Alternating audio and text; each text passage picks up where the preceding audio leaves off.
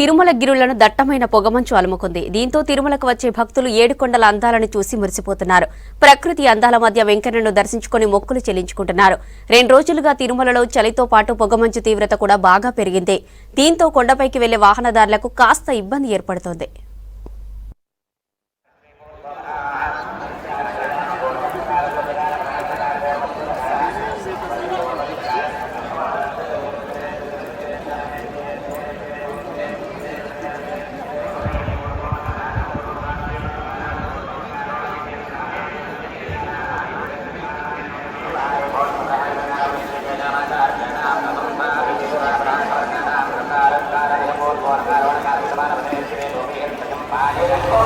దేవాలయం